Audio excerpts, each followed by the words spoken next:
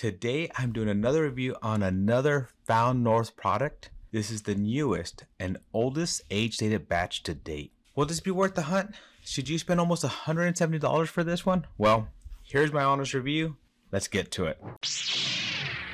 Welcome back to Old Fashioned Ways Plus Plus, and I'm excited about this bottle today. I see a bunch of new sample reviews coming out, and I am lucky enough to have a bottle from a pre-order, so I have a bottle to review. So I did pay for this bottle. What you gonna do, Derek? Show me the money!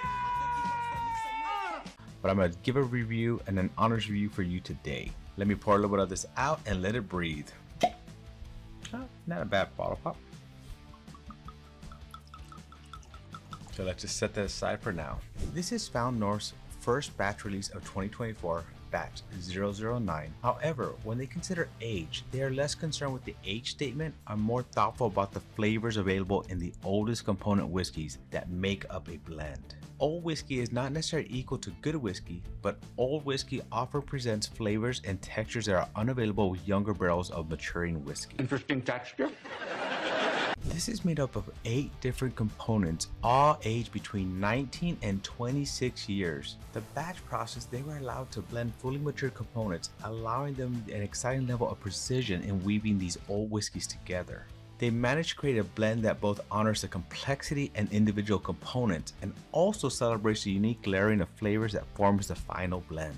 If you like my reviews, please smash that like button. Also hit that notification bell and subscribe. I have lots of fun things coming up, lots of fun giveaways, and soon I'll be hitting 2,222 subs, and that's gonna be an insane giveaway. Also, as always, I'll be doing a sample giveaway. Anytime I do a review, I do a sample giveaway. So stay tuned to find out how you can win a sample. You want a sample? You mean like... Let's get into this bottle details.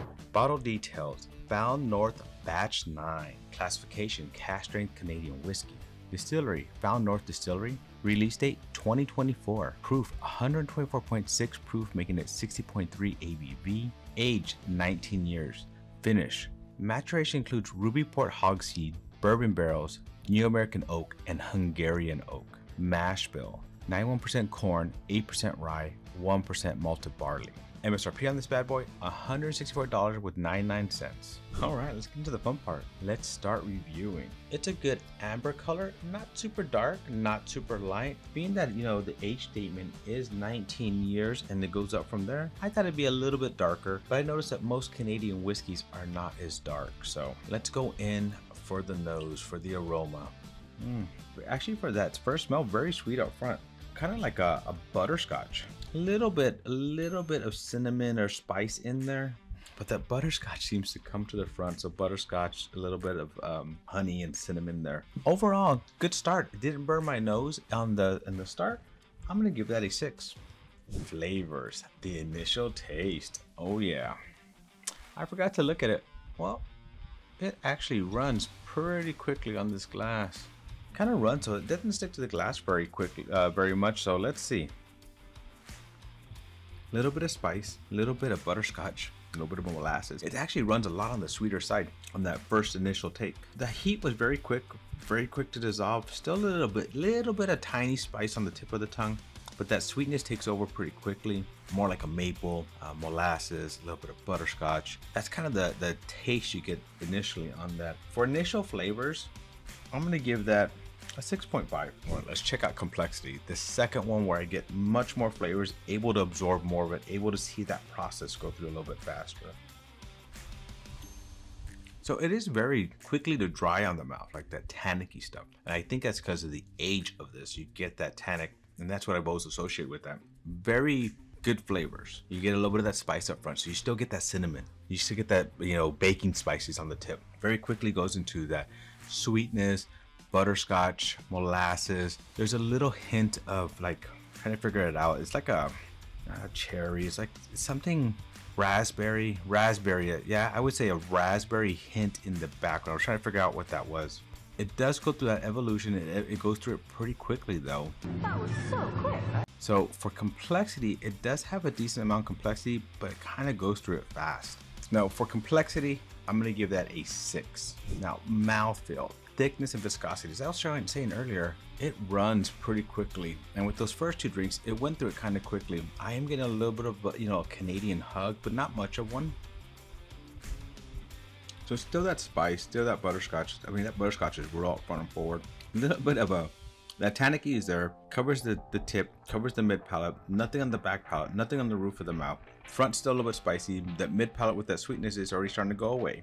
It coats decently, but doesn't stay there very well. And that's the thing with this one, is how fast it's going through that. It's actually going through it kind of quickly. I still have some of the flavor in my mouth. I still have the tannic. I still have the, like, that's what it is, a wood spice. But the oak tannin is right there, and it stays there right now. Some of that honey, some nuttiness, and it's almost gone now. The only one that actually seems to stay a lot is that spiciness on the tongue, which is not very overpowering, not very spicy. It's actually a nice spice where it doesn't overpower anything, and it allows you to taste that sweetness.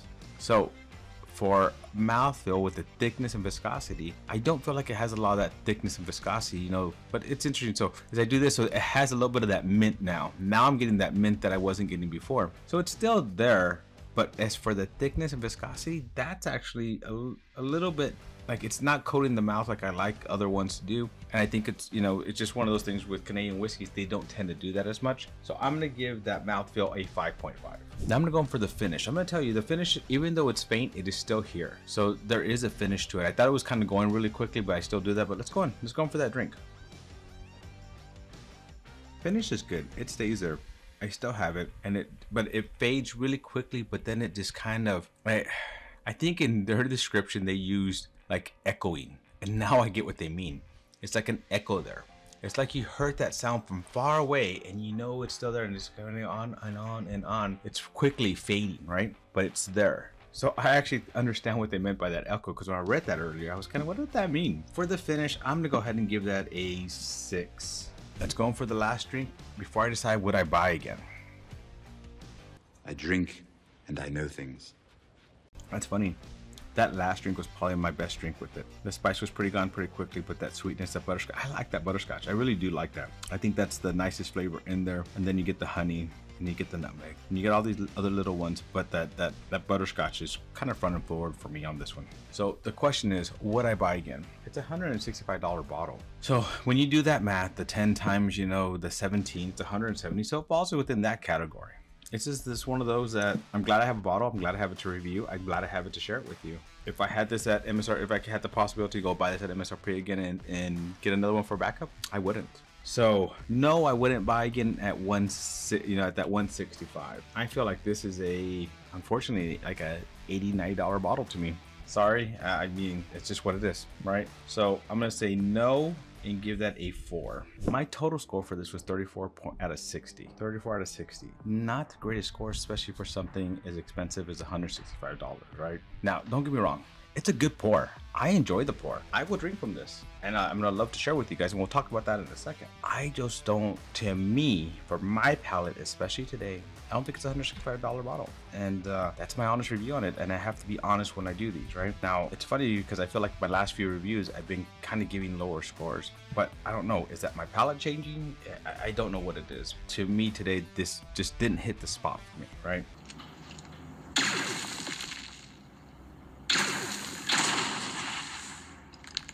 You made this far. Let's talk about how you can win a sample. And I'm telling you, it's a good pour. It's a good sample. And I think you'd want to sample it. So in the comments below, let me know, what is your favorite port finish? I want to know, have you had another bourbon, or even, you know, one from Val North? I don't know if they've done another port finish, but have you had one that you found that you really like? I want to try a few more of these. I actually think one of my Still Austins is a port finish. I need to go check that out, because maybe I'll do a port finish blind. We'll see. Also in the comments, add hashtag Val North. So hashtag Val North. Well, my friends, another rough one. I don't think I'm ever gonna get a sample for free, but that's okay. I'd rather pay for it, give you guys my honest review than anything else, because that's who I am, right? So thank you for joining me on another journey down my bourbon rabbit hole. To our next journey, my friends, cheers.